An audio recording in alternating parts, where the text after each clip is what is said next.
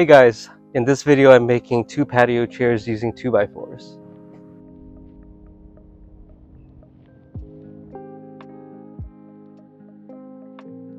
I wanted something more modern looking, so I looked online. The prices were insanely expensive. I thought, I could spend this money on a trip instead of buying these chairs, so I decided to make the chairs myself. I went to my local home center and I picked up some 2x4s. I was debating between Douglas fir or Redwood, but I chose Redwood because it's typically more rot and pest resistant.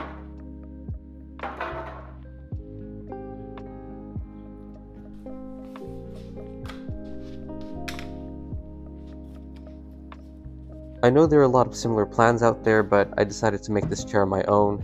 I wanted to spend the extra $20 that I saved on the material, but I ended up wasting about 8 feet of wood anyways, because I made a lot of mistakes along the way. You can say I was probably winging the project. I didn't have any specific plans. It was all based off of the cardboard cuttings, but I could say that I was trying to cut the pieces out based on the size of the cushions that I was planning on buying.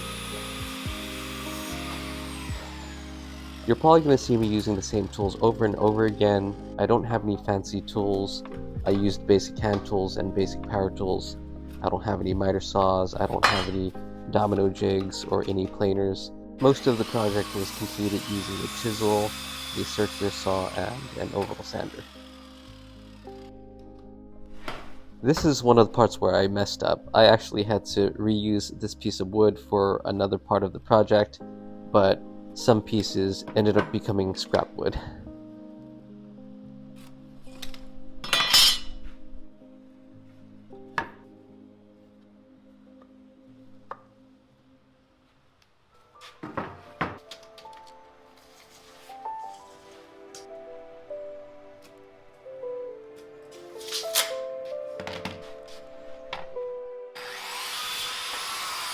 This is the part where I'm cutting out the length of the backrest.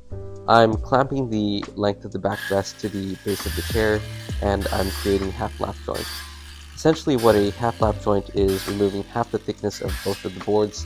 That way later on I can slide the backrest into the base of the chair. This makes it so that I can actually collapse the chair whenever I want to bring the chair indoors.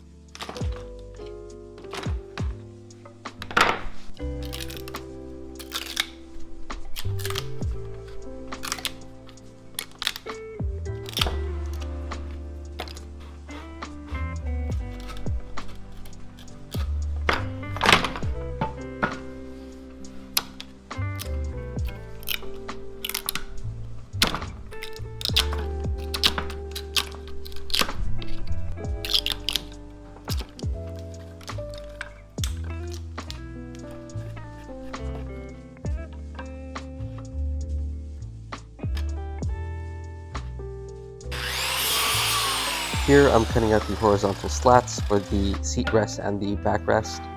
In order to make each piece as close in length as possible, I made a stop block on my makeshift woodworking table. Unfortunately, some of the pieces were a few millimeters apart and I had to sand them down.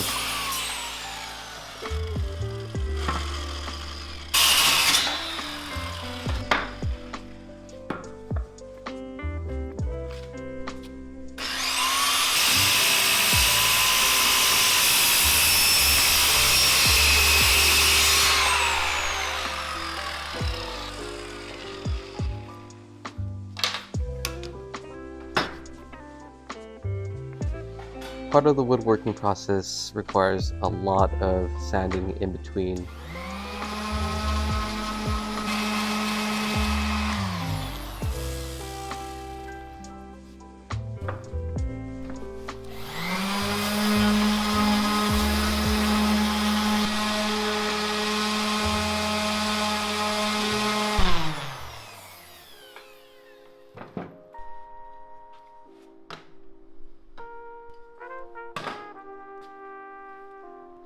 Here I'm applying spar urethane as well as polyurethane. I'm probably going to get a lot of flack out there regarding applying polyurethane on outdoor furniture, but I was looking online and It said that it was okay as long as you sand down the polyurethane with 220 grit and apply final coats of spar urethane. In hindsight, I probably should have just applied spar urethane. So hopefully these chairs will hold up. I'm not sure. Time will tell.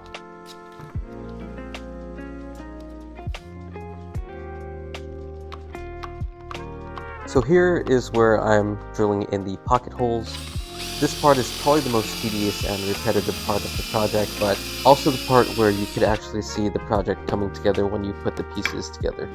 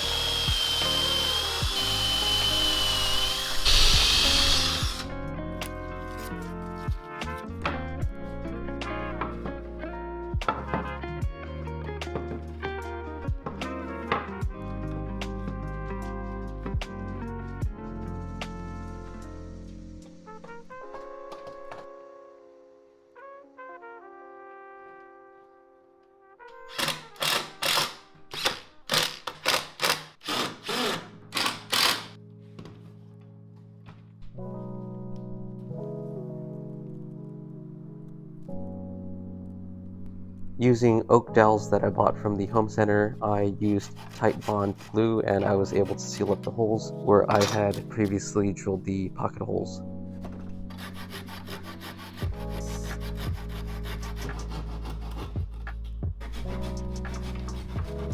Instead of using the Titebond original, I should have used the Titebond waterproof glue.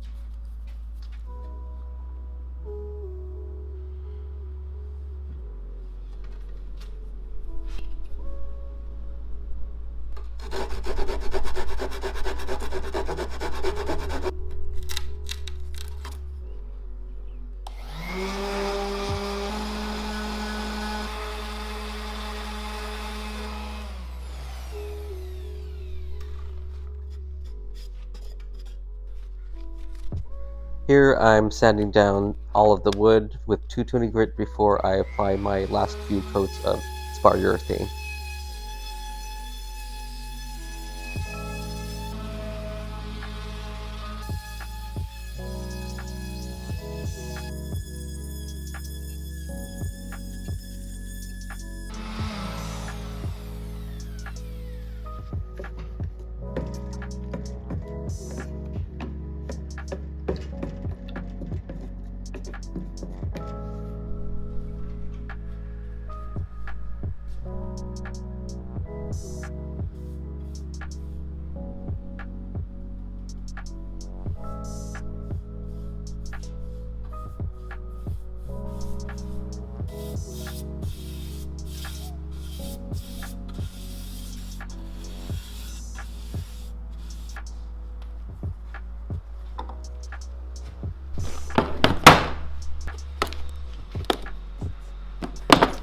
I also wanted to make sure that the chair was not sitting on the floor because sometimes when it rains, it could be exposed to a lot of moisture, so I ended up adding some rubber feet to the bottom of the chairs.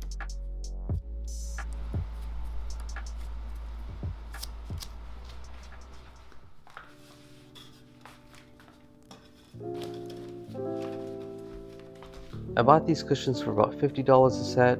My partner definitely approved of the colors. Overall, I think I spent less than $180 to build these two chairs, and this was definitely a lot cheaper than what I saw online. If you enjoyed this video, stay tuned for more content.